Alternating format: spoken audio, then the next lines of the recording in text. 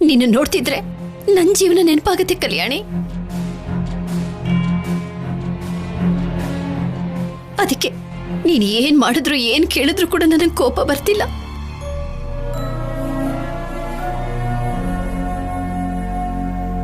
ನಿನ್ ತಂದೆನ ನಾನು ಎಷ್ಟು ಪ್ರೀತಿಸ್ತೀನಿ ಅಂತ ನಿನಗೆ ಗೊತ್ತಿಲ್ಲ. ಅದಕ್ಕೆ ಅವರು ನಿಮ್ಮಮ್ಮನ ಮದುವೆ ಮಾಡ್ಕೊಂಡು ಬಂದ್ರು ಕೂಡ ನಾನು ಏನು ಮಾತಾಡ್ಲಿಲ್ಲ. ಅದೇ ರೀತಿ ನೀನು ಕೂಡ ನಿನ್ನ ಗಂಡಂಗೋಸ್ಕರ, ನಿನ್ನದಲ್ದೇ ಇರೋ ನಿನ್ನ ಮಗುಗೋಸ್ಕರ ನೀನು ಇಷ್ಟು ಕಷ್ಟಪಡ್ತಿರೋದನ್ನ ನೋಡ್ತಿದ್ರೆ ನನಗೆ ನಿನ್ನಲ್ಲಿ ನಾನೇ ಕಾಣಿಸ್ತಿದ್ದೀನಿ. ಆ ಸಂಪದ ಹೆತ್ತು ಮಗು ಮೇಲೆ ನಿನಗೆ ಯಾಕಮ್ಮ ಅಷ್ಟು ಪ್ರೀತಿ?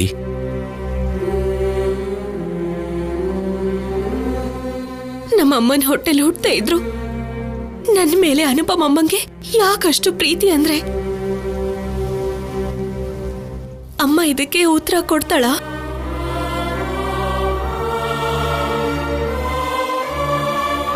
ಸಮಸ್ಯೆ ನಂದೇ ಆಗಿರ್ಬೋದು, ಆದ್ರೆ ನಿಮ್ಮೆಲ್ಲರ ಸಹಕಾರ ಬೇಕು.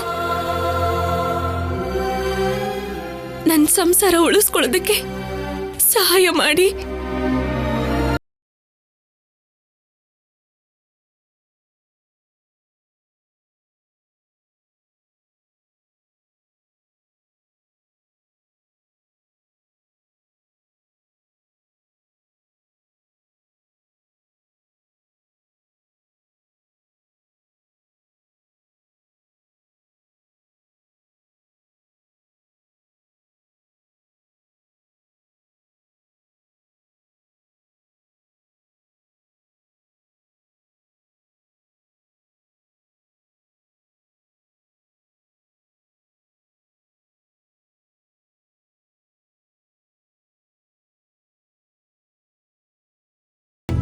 ಆದ್ರೆ ನಾನು ಬೇಕು ಅನ್ಕೊಂಡಿರೋದು ನನಗೆ ಸಿಗುತ್ತೆ ಅನ್ನೋ ನಂಬಿಕೆ ಬಂತು ಅಷ್ಟೇ.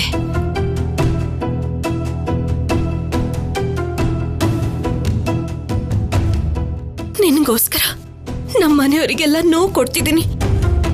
ನೀನು ಇದಕ್ಕಿಂತ ಜಾಸ್ತಿ ನೋವು ಪಡೋದಕ್ಕೆ ಜಾಸ್ತಿ ಟೈಮ್ ಬೇಕಾಗಿಲ್ಲ.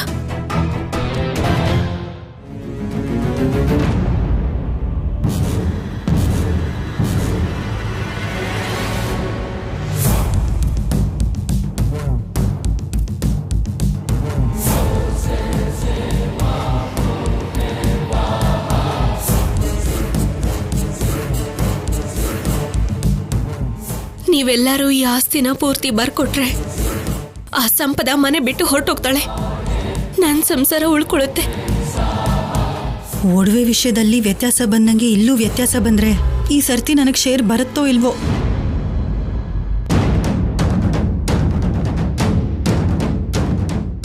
ಆದ್ರೂ ಸಂಪದ ಕೇಳ್ತಿದ್ದಾಗೇನೆ ಕಲ್ಯಾಣಿಗೆ ಆಸ್ತಿ ಬರೆದ್ಕೊಡ್ಬೇಕು ಅಂತ ಹೇಗನ್ನಿಸ್ತು? ಸಂಪದನ್ ಪ್ಲಾನ್ಗೆ ಮನೆಯವ್ರಿಗೆ ಕೂಡ ಬೇಜಾರು ಮಾಡೋ ಥರ ಬದಲಾಗ್ಬಿಟ್ಲಾ ಕಲ್ಯಾಣಿ? ಈ ವಿಷಯನ ಈಗಲೇ ಸಿದ್ದುಗೆ ಫೋನ್ ಮಾಡಿ ಹೇಳಬೇಕು.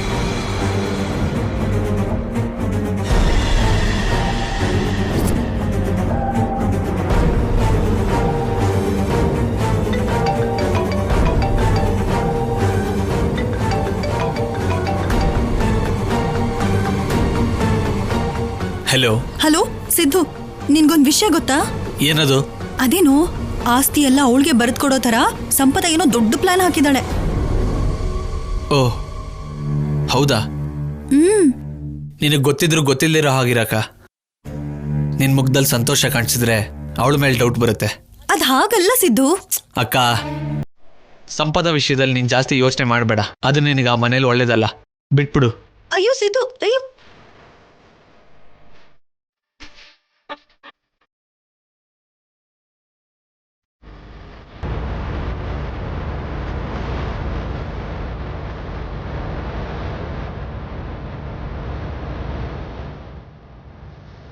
ಇವನೇನು ಗೊತ್ತಿದ್ದು ಗೊತ್ತಿಲ್ಲದೆ ಇರೋರ್ ಥರ ಎರಡರ್ಥದಲ್ಲಿ ಮಾತಾಡ್ತಿದ್ದಾನೆ. ಇವನ್ ಜೊತೆ ಅಲ್ಲ, ಅಮ್ಮಂಗೆ ಫೋನ್ ಮಾಡಿದ್ರೆ ನಿಜವಾದ ವಿಷಯ ಗೊತ್ತಾಗುತ್ತೆ.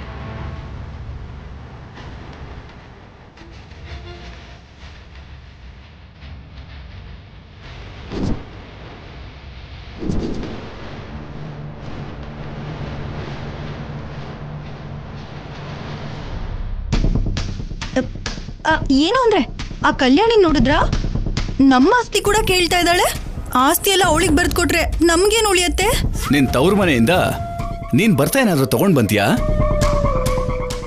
ಇಲ್ಲ. ಮತ್ತೆ ಆಸ್ತಿ ಬಗ್ಗೆ ನೀನ್ ಯಾಕೆ ಮಾತಾಡ್ತೀಯಾ? ಅಂದ್ರೆ ಆಸ್ತಿ ಇಲ್ಲ ಅಂದ್ರೆ ನೀವು ತುಂಬಾ ಬೇಜಾರು ಮಾಡ್ಕೋತೀರಾ ಅಂತ. ಯಾಕೆ? ಒಂದ್ 4 ತಿಂಗಳು ಕೆಲಸ ಮಾಡಿ ನಾನು ಸಾಕಾಗಲ್ವಾ ನಿನಗೆ? ಏನು ನಾನಾ ಕೆಲ್ಸನಾ? ಅಯ್ಯೋ ಇದೆಲ್ಲ ನನ್ನ ಹತ್ರ ಆಗಲ್ಲ.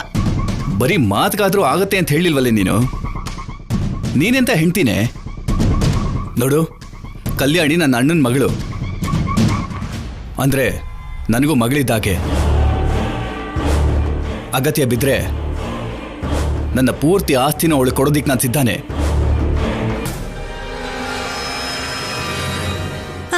ಕೊಡಿ ಕೊಡಿ. ಬೇರೆ ದಾರಿಯಲ್ಲಿ ಆಸ್ತಿನ ಹೇಗ್ ವಾಪಸ್ ಪಡ್ಕೋಬೇಕೋ ನನಗ್ ಚೆನ್ನಾಗ್ ಗೊತ್ತು.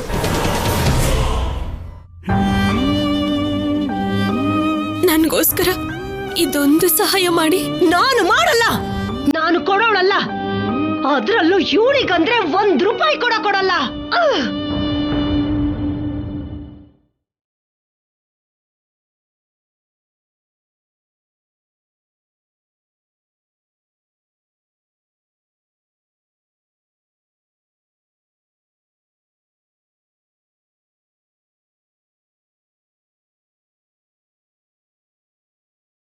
ಪಾರ್ವತಿ, ಎಲ್ರೂ ಹೀಗೆ ಬೇಜಾರು ಮಾಡ್ಕೊಂಡು ಕೂತ್ಕೊಂಡ್ರೆ ಹೇಗೆ?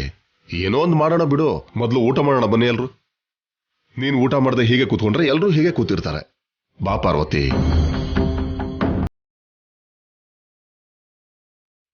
ಆ ಸಂಪದ ಮಾತನ್ನ ಯೋಚನೆ ಮಾಡ್ತಾ ನಾವು ಊಟ ಬಿಡ್ತೀವ ಏನು? ನಡೀರಿ ಊಟ ಮಾಡೋಣ. ಕಲ್ಯಾಣಿ ಬೇಜಾರು ಮಾಡ್ಕೊಂಡು ಎಲ್ಲಿ ಕೂತ್ಕೊಂಡಿದ್ದಾಳೋ ಏನೋ. ಮೊದಲು ಹೋಗಿ ಕಲ್ಯಾಣಿನ ಕರಿ.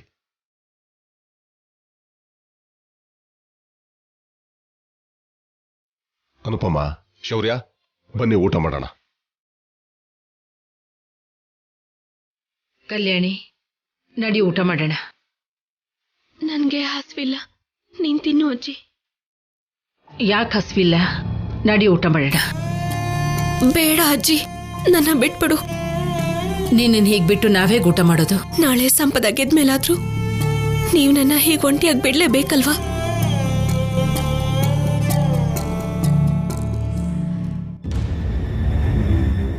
ಯಾಕೆ ಪಾರ್ವತಿ, ಕಲ್ಯಾಣಿನ ಊಟಕ್ಕೆ ಕರಿ ಅಂತ ಹೇಳಿದ್ರೆ ನೀನು ಬಂದು ಇಲ್ಲೇ ನಿಂತ್ಕೊಂಡಿದ್ಯಲ್ಲ, ಯಾಕೆ? ಕರೆದ್ರೂ ಬರ್ತಿಲ್ಲ ರೀ, ಹಸ್ವಿಲ್ಲ ಅಂತಿದ್ದಾಳೆ. ಸಂಪದಾಗ ಆಸ್ತಿ ಕೊಡ್ಲಿಲ್ಲ ಅಂತ ನೀನು ಊಟ ಬಿಟ್ರೆ ಹೇಗಮ್ಮ? ನಾನ್ ಕೇಳ್ಕೊಳ್ಳೋ ಜೀವನ ನನಗ್ ಸಿಗ್ಬೇಕು ಅಂದ್ರೆ ನಮ್ಮ ಮಧ್ಯದಲ್ಲಿ ಸಂಪದ ಇರಬಾರ್ದು. ಅವಳು ಹೊರಟೋಗ್ಬೇಕು ಅಂದ್ರೆ ಆಸ್ತಿ ಬರ್ಕೊಡ್ಬೇಕು. ಏನಮ್ಮ ಕಲ್ಯಾಣಿ, ಮತ್ತೆ ಯಾಕೆ ಹೀಗೆ ಮುಗ್ಧೆ ಆಗ್ತಿದೀಯಾ? ಮೋಸ ಮಾಡೋದಕ್ಕಿಂತನೇ ಅವ್ರು ಹುಟ್ಟಿದ್ದಾರೆ. ಅಂಥವ್ರನ್ನ ನೀನ್ ನಂಬಿ ಆಸ್ತಿ ಕೊಡೋದಕ್ಕೆ ಹೊರಟಿದೀಯಲ್ಲ.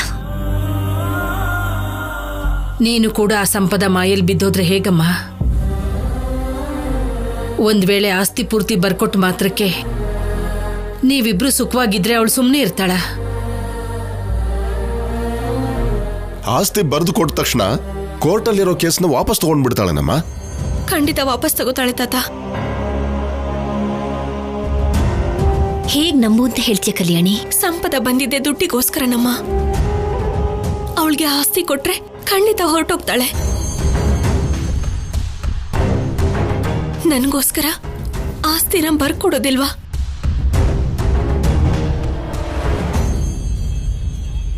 ಕಲ್ಯಾಣಿ, ನಿನ್ನ ಸಂಸಾರ ಚೆನ್ನಾಗಿರುತ್ತೆ ಅಂದ್ರೆ ಈ ಆಸ್ತಿ ದೊಡ್ಡ ವಿಷಯ ಅಲ್ಲಮ್ಮ. ಆದ್ರೆ ಆ ಸಂಪದ ಮಾತನ್ನ ನಂಬೋದಕ್ಕಾಗಲ್ಲಮ್ಮ.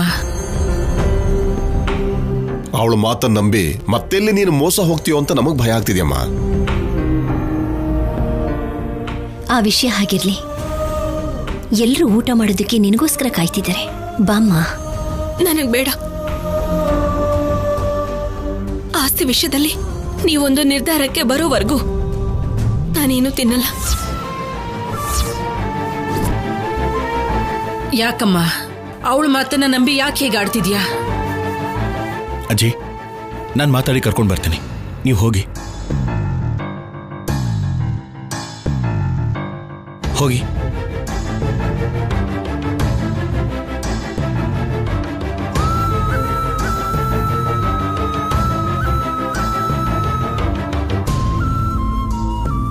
ಏನ್ ಕಲ್ಯಾಣಿ, ನಾವ್ ಹೀಗ್ ಮಾಡೋದ್ರಿಂದ ಎಲ್ರಿಗೂ ನೋವಾಗತ್ತೆ. ಬೇರೆ ದಾರಿ ಇಲ್ಲ. ನಾನು ಈ ತರ ನಡ್ಕೊಳ್ಳೋದ್ರಿಂದ ಎಲ್ರೂ ಒಂದೆರಡು ದಿನ ನೋವು ಪಡ್ಬೋದು. ಆದ್ರೆ ಆ ಸಂಪದನ ಮನೆಯಿಂದ ಆಚೆ ಕಳ್ಸಿದ್ರೆ ಎಲ್ಲರೂ ಸಂತೋಷದಿಂದ ಇರ್ಬೋದು. ನಾವು ತಗೊಂಡಿರೋ ಸ್ಟೆಪ್ಪು ಸ್ವಲ್ಪ ರಿಸ್ಕಲ್ಲೇ ಇದೆ ಅನ್ಸತ್ತೆ ಕಲ್ಯಾಣಿ. ನಾಳೆ ಆಸ್ತಿ ಎಲ್ಲ ಬರ್ಕೊಟ್ಟ ಮೇಲೆ ಸಂಪದ ಸಿದ್ದು ಜೊತೆ ಓಡ್ ಹೋದ್ರೆ? ಸಂಪದನ ಏನೇ ಮಾಡಿದ್ರು ಸಿದ್ದು ಜೊತೆ ಅವಳಿಗೆ ಅಕ್ರಮ ಸಂಬಂಧ ಇದೆ ಅನ್ನೋ ವಿಷಯನ ಪ್ರೂವ್ ಮಾಡೋದಕ್ಕೆ ಆಗ್ಲಿಲ್ಲ. ಕೋರ್ಟಲ್ಲಿ ತೀರ್ಪು ಬರೋದಕ್ಕೆ ಜಾಸ್ತಿ ಸಮಯನೂ ಇಲ್ಲ. ಹೀಗಿದ್ದಾಗ ಬೇರೆ ತಗೊಳ್ಳೋದಕ್ಕಾಗಲ್ಲ. ಆದ್ರೂ ಆ ಸಂಪದ ಮೋಸಗಾತಿನೇ ಆಗಿರ್ಬೋದು.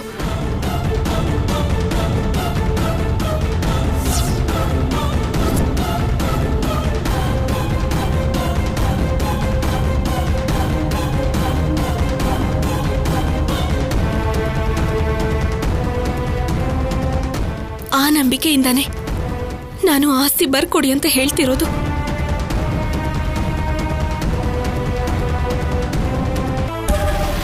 ದೇವಸ್ಥಾನಕ್ಕೆ ಕರೆದು ನೀನ್ ಹೇಳ್ಬೇಕಾಗಿರೋದನ್ನ ಹೇಳ್ಬಿಟ್ಟೆ. ಅವಳು ಅದನ್ನ ಕೇಳ್ತಾಳೆ ಅನ್ಕೊಂಡಿದ್ಯಾ? ಕೇಳ್ಬೇಕು, ಬೇರೆ ಆಪ್ಷನ್ ಇಲ್ಲ. ಏನೋ ಆ ಕಲ್ಯಾಣಿನ ನಂಬಕ್ಕಾಗಲ್ಲ. ಇವಾಗ ಅವಳು ಏನು ಮಾಡೋದಕ್ಕಾಗಲ್ಲ ಚಿಕ್ಕಮ್ಮ. ಕೋರ್ಟಲ್ಲಿ ತೀರ್ಪು ನನಗನುಕೂಲವಾಗಿ ಬರುತ್ತೆ. ಆಮೇಲೆ ಏನ್ ನಡೆಯುತ್ತೆ ಅಂತ ಕಲ್ಯಾಣಿ ಗೊತ್ತು. ನಂದು ಅವಕಾಶ, ಅವಳದು ಅಗತ್ಯ. ಈ ಟೈಮಲ್ಲಿ ಅವಳು ಮಾಡಕ್ಕಾಗೋದು ಏನೂ ಇಲ್ಲ, ಹೇಳಿದ್ ಮಾಡೋದ್ ಬಿಟ್ರೆ. ಒಟ್ನಲ್ಲಿ ಚೆನ್ನಾಗಿ ಆಟ ಆಡಿಸ್ತಿದ್ಯಾ ಅವಳನ್ನ. ನನ್ನ ಕನಸು ನಿಜ ಮಾಡ್ಕೋಬೇಕು ಅನ್ಕೊಂಡ್ರೆ ನನಗಿರೋ ದಾರಿ ಆ ಕಲ್ಯಾಣಿ. ಅದಕ್ಕೆ ಕಲ್ಯಾಣಿಗೆ ಆಫರ್ ಕೊಟ್ಟೆ. ಆಸ್ತಿ ಎಲ್ಲ ಹೊಡೆದು ನಿನ್ ದಾರಿ ನೀನ್ ನೋಡ್ಕೋತೀನಿ ಅಂತಿದ್ಯಾ, ಅಷ್ಟೇ ಅಲ್ವಾ? ಆಸ್ತಿ ನನಗ್ ಬಂದ್ರೆ ನಿಮ್ ಭಾಗ ನಿಮಗ್ ಕೊಡ್ತೀನಿ ಬಿಡಿ ಚಿಕ್ಕಮ್ಮ. ಆ ಪುಣ್ಯನ್ ಕಟ್ಕೋತಾಯಿ. ಎಲ್ರಿಗೂ ಕಲ್ಯಾಣಿ ಅಂದ್ರೆ ಇಷ್ಟ ಇರೋದ್ರಿಂದ ಇರೋ ಬರೋದನ್ನೆಲ್ಲ ಸೇರಿಸಿ ಅವಳಿಗೆ ಕೊಟ್ಬಿಡ್ತಾರೆ. ನನ್ಗೇನು ಮಿಕ್ಕಲ್ಲ. ಅದಕ್ಕೆ ನಿನಗ್ ಬರೋ ಪಾಲಲ್ಲಿ ನನ್ಗೊಂದ್ ಸ್ವಲ್ಪ ಕೊಡು ಸಾಕು. ನಿಮಗ್ ಕೊಡದೆ ಇರೋದಕ್ಕಾಗತ್ತ ಚಿಕ್ಕಮ್ಮ? ನನಗ್ ತುಂಬಾ ವಿಷಯಗಳಲ್ಲಿ ಹೆಲ್ಪ್ ಮಾಡಿದೀರಾ ಅಂತ ನಿಮಗ್ ಕೊಡದೆ ಹೋಗ್ತೀನಾ? ಇದೇ ಮಾತ್ ಮೇಲಿರೋ ಸಾಕು.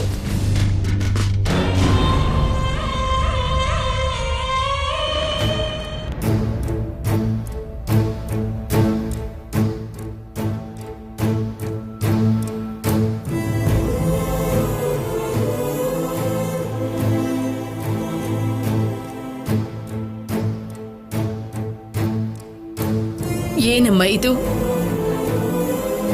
ಯಾಕೆ ನಮ್ಮನ್ನ ಈ ರೀತಿಲಿ ಪರೀಕ್ಷಿಸ್ತಿದ್ಯಾ? ನನ್ನ ಮೊಮ್ಮಗಳಿಗೋಸ್ಕರ ನಾವೇನ್ ಮಾಡ್ಬೇಕು? ಕೇಳಿದ್ದು ಕೊಟ್ರೆ ಅದು ಪರರ ಪಾಲಾಗುತ್ತೆ. ಇರೋ ಆಸ್ತಿನೆಲ್ಲ ಕಳ್ಕೊಂಡು ಎಲ್ರು ಹೇಗ್ ಬದುಕೋದು? ಆಡಿಸ್ತಿರೋ ಅವಳನ್ನೇ ನಮ್ಮನ್ನ ಯಾಕೆ ಹೀಗೆ ಆಡಿಸ್ತಿದ್ಯಾ ಅಂತ ಕೇಳಿದ್ರೆ ಆ ದೇವತೆ ಏನು ಅಂತ ಉತ್ತರ ಕೊಡ್ತಾಳೆ ಪಾರ್ವತಿ. ಇನ್ಯಾರ್ಗ್ ಹೇಳ್ಕೋಬೇಕು ರೀ?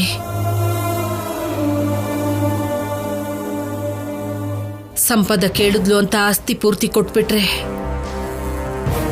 ಸಂಪದ ಚೆನ್ನಾಗಿರ್ತಾಳೆ ಹೊರತು ಮತ್ತೆ ಕಲ್ಯಾಣಿ ಶೌರ್ಯ ಏನಾಗ್ತಾರೆ? ಮದ್ವೆ ಆಗಿದೆ ಅನ್ನೋದ್ ಬಿಟ್ರೆ ಆ ಸಂಪದೆಯಿಂದ ಅವನು ಯಾವತ್ತೂ ಸುಖವಾಗಿಲ್ಲ. ಯಾವಾಗ್ಲೂ ಏನೋ ಒಂದು ಜಗಳ. ಕೊನೆಗೆ ಆಸ್ತಿ ಪೂರ್ತಿ ಕಿತ್ಕೊಂಡು ಅವನನ್ನ ಬೀದಿ ಪಾಲ್ ಮಾಡ್ತಿದ್ರೆ ನೋಡ್ತಾ ಹೇಗ್ ಸುಮ್ನಿರು ಅಂತೀರೀ? ಇದು ಅನುಪಮ ಆಸ್ತಿ ಕೂಡ. ಆ ಕಡೆ ಗಂಡಂಗ್ ದೂರ ಆಗಿ ಈ ಕಡೆ ಆಸ್ತಿನ ಕಳ್ಕೊಂಡು ಅವಳೇನಾಗ್ಬೇಕು? ಯಾರನ್ನ ಸಮರ್ಥನೆ ಮಾಡಬೇಕು, ಯಾರನ್ನ ಸಮರ್ಥನೆ ಮಾಡಬಾರ್ದು ಅರ್ಥನೇ ಆಗ್ತಿಲ್ಲ. ಈ ರೀತಿ ದಿನ ಒಂದು ಬರುತ್ತೆ ಅಂತ ನಾನು ಕನ್ಸಲ್ ಕೂಡ ಅನ್ಕೊಂಡಿರ್ಲಿಲ್ಲ. ಸಂಪದಗೆ ಆಸ್ತಿ ಬೇಕು, ಕಲ್ಯಾಣಿಗೆ ಗಂಡು ಮಗು ಬೇಕು. ಸಂಪದ ಆಸ್ತಿ ಕೇಳ್ತಿದ್ದಾಳೆ, ಕಲ್ಯಾಣಿ ಜೀವನ ಕೇಳ್ತಿದ್ದಾಳೆ.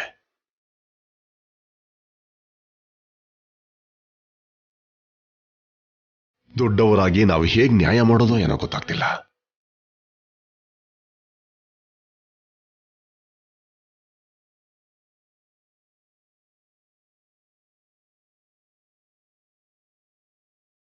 ನಿಮ್ಗೆಲ್ಲ ನೋವು ಕೊಡದೆ ಬೇರೆ ದಾರಿ ಇಲ್ಲ. ಸಂಪದನ ಮನೆಯಿಂದ ಆಚೆ ಕಳಿಸ್ಬೇಕು ಅಂದ್ರೆ ಇದನ್ನ ಬಿಟ್ಟು ಬೇರೆ ದಾರಿ ಕಾಣಿಸ್ತಿಲ್ಲ.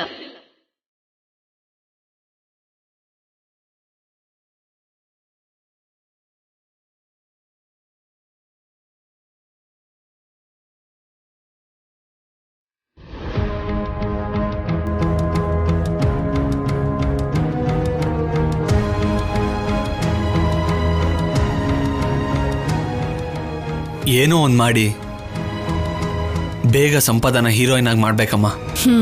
ಅವಳು ಏನಾದ್ರೂ ಹೀರೋಯಿನ್ ಆಗೋದ್ರೆ ನಮ್ಗವಳು ವಿಲನೆ, ಅದನ್ನ ನೀನ್ ನೆನ್ಪಿಟ್ಕೋ. ಇವಾಗ ಸಂಪದ ನನ್ನ ಹೆಂಡತಿ ಅಮ್ಮ, ಎಲ್ಲಿಗೂ ಹೋಗಲ್ಲ. ಹೋಗ್ಲಿ ಬಿಡು, ಅದನ್ನು ನೋಡೋಣ.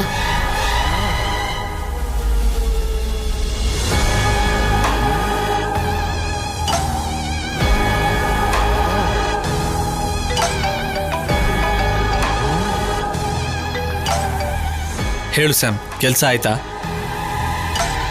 ಆಸ್ತಿ ಬರ್ಕೊಡ್ಬೇಕು ಅಂತ ವಿಷಯ ಹೇಳ್ಬಿಟ್ಟೆ. ಡೀಲ್ಗೆ ತಕ್ಷಣಕ್ಕೆ ಯಾರೂ ಒಪ್ಕೊಂಡಿಲ್ಲ. ಕೇಳ್ತಿದ್ದ ಹಾಗೇನ ಕೊಡೋದಕ್ಕೆ? ನೀನು ಕೇಳ್ತಿರೋದು ಸಾಲ ಅಲ್ಲ ಸ್ಯಾಮ್, ಆಸ್ತಿ. ನೀನು ಸುಮ್ಮನಿರಲ್ಲ, ಕೊಡಲೇಬೇಕು ಅಂತ ಅವ್ರಿಗೆ ಅರ್ಥ ಆಗೋದಕ್ಕೆ ಸ್ವಲ್ಪ ಟೈಮ್ ಬೇಕಾಗುತ್ತೆ. ಇವ್ರು ಬೇಗ ಕೊಟ್ರೆ ಅಲ್ವಾ ನನ್ನ ಸಿನಿಮಾ ಸ್ಟಾರ್ಟ್ ಆಗೋದು. ಸಿನಿಮಾಗ ಅಗತ್ಯ ಇರೋದು ಸ್ವಲ್ಪ ಆದ್ರೆ ನಿನ್ ಮನೆ, ಹೊಲ, ಜಾಗ ಎಲ್ಲ ತಗೊಳ್ಳೋದಕ್ಕೆ ಸ್ಕೆಚ್ ಹಾಕಿದ್ಯಾ. ಅವ್ರದನ್ನ ಅರ್ಗಿಸ್ಕೋಬೇಕಲ್ವಾ ಸ್ಯಾಮ್? ಅಷ್ಟೇ ಅಂತೀಯಾ? ಅಷ್ಟೇ. ನೀನ್ ಕೂಲ್ ಆಗಿರು, ಕೆಲಸ ಅದ್ರ ಪಾಡಿಗೆ ಅದಾಗುತ್ತೆ. ಸರಿ, ಬಾಯ್. ಓಕೆ, ಬಾಯ್.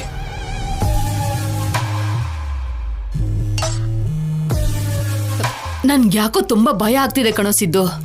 ಬಾ ಅಮ್ಮ, ಪ್ರತಿಯೊಂದಕ್ಕೂ ಯಾಕೆ ಭಯ ಪಡ್ತೀಯಮ್ಮ? ನೋಡ್ತಾ ಇರು, ಸಂಪದ ಆಸ್ತಿ ಜೊತೆ ಖಂಡಿತ ಬರ್ತಾಳೆ.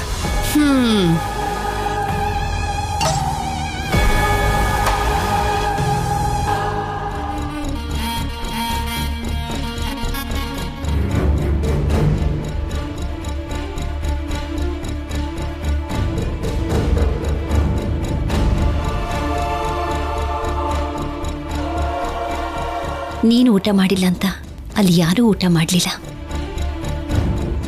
ನನ್ನ ಮಾತು ಕೇಳು, ಬಾ ಕಲ್ಯಾಣಿ. ನನಗೋಸ್ಕರ ಊಟ ಬಿಡೋದಲ್ಲಮ್ಮ. ನಾನು ಚೆನ್ನಾಗಿರ್ಬೇಕಂದ್ರೆ, ಆಫೀಸರ್ ಸಂತೋಷವಾಗಿರ್ಬೇಕು ಅಂದ್ರೆ ಆಸ್ತಿನ ಬರ್ಕೊಡೋದಕ್ಕೆ ಹೇಳು. ಅದು ಒಬ್ರು ತಗೊಳ್ಳೋಂಥ ನಿರ್ಧಾರ ಅಲ್ಲಮ್ಮ, ಎಲ್ಲರೂ ಸೇರಿ ಕೂತ್ಕೊಂಡು ಮಾತಾಡುವಂಥ ವಿಷಯ. ಅದೆಲ್ಲ ನನಗೆ ಗೊತ್ತಿಲ್ಲ.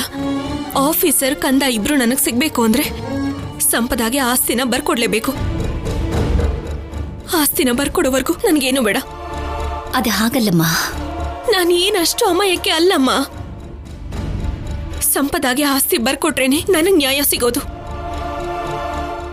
ಅದಕ್ಕೆ ಇಷ್ಟು ಹಠ ಮಾಡ್ತಿರೋದು.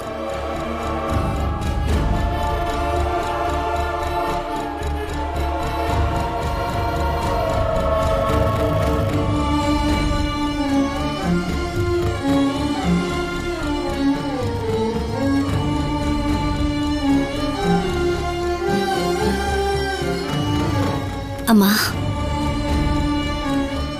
ಎಷ್ಟು ಹೇಳಿದ್ರು ಕಲ್ಯಾಣಿ ಒಪ್ಕೊಳ್ತಾ ಇಲ್ಲಮ್ಮ. ಬೆಳಗ್ಗೆಯಿಂದ ಹೊಟ್ಟೆಗೆ ಏನೂ ತಿಂದೆ ಕೊಂಡೇ ಇದ್ದಾಳೆ. ಅವಳಿಗೆ ಏನಾಗ್ಬಿಡುತ್ತೋ ಅಂತ